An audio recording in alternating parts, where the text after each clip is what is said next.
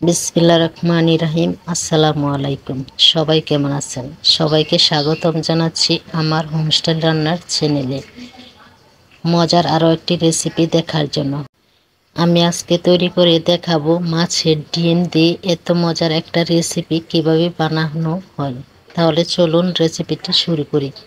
আমি এখানে ভালো করে ধুয়ে পরিষ্কার করে কিছু মাছের ডিম নিয়েছি। এখন মাছের ডিমটা সিদ্ধ করে নেব। তাই চুলায় কড়াই বসিয়ে দিয়ে কিছু পানি ফুটিয়ে নিয়েছি। এখন ফুটন্ত পানিতে অল্প হলুদের গুঁড়া দিয়ে মাছের ডিমটা সিদ্ধ করে নিচ্ছি।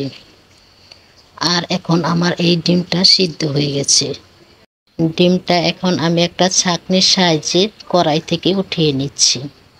ওঠানোর পর ডিমটা আমি একটু ঠান্ডা করে নেব। ঠান্ডা হওয়ার পর হাত দিয়ে ডিমটা আমি ভেঙে ঝরঝরে করে নেব।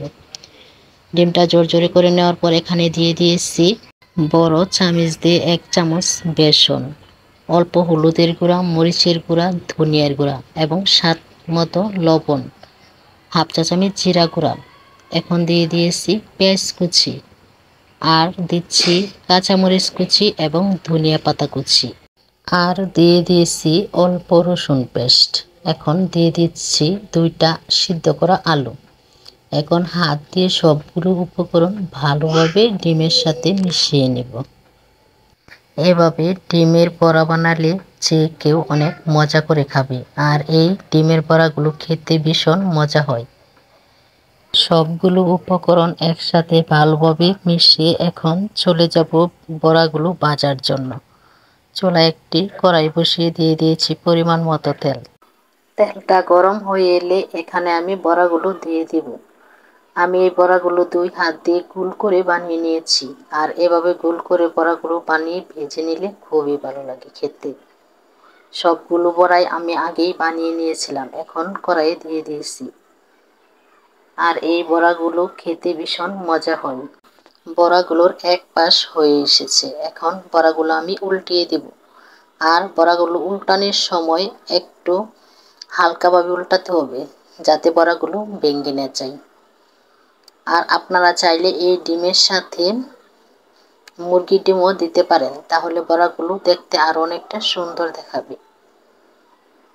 সবগুলো বড়াই এভাবে উল্টিয়ে পাল্টিয়ে আমি ভালোভাবে ভেজে নেব। আশা করছি মাছের ডিমের এই রেসিপিটা আপনাদের কাছে অনেক ভালো লাগবে। যদি ভালো লাগে তাহলে যারা আমার নতুন দর্শক তারা ভিডিওতে লাইক দিয়ে চ্যানেলটা সাবস্ক্রাইব করে আমার চ্যানেলের সাথে থাকবেন। আর যারা অলরেডি সাবস্ক্রাইব করে দিয়েছেন তাদেরকে অসংখ্য ধন্যবাদ। দেখেন বড়াগুলো আমি ভালোভাবে ভেজে নিচ্ছি। এখন বড়াগুলো আমি উঠিয়ে নিব। বড়াগুলো দেখতে খুবই সুন্দর কালার হয়েছিল, আর খেতে ভীষণ মজা হয়েছিল। সবগুলো বড়া এভাবে আমি উঠিয়ে নিচ্ছি। মাছের ডিম দিয়ে এভাবে বড়া বানানোর রেসিপিটা আপনারা একবার হলেও ট্রাই করবেন। দেখবেন এটা খেতে কতটা মজা হয়। আর বড়াগুলো দেখতে যেমন সুন্দর হয়েছিল, খেতে ঠিক তেমনই মজা হয়েছিল।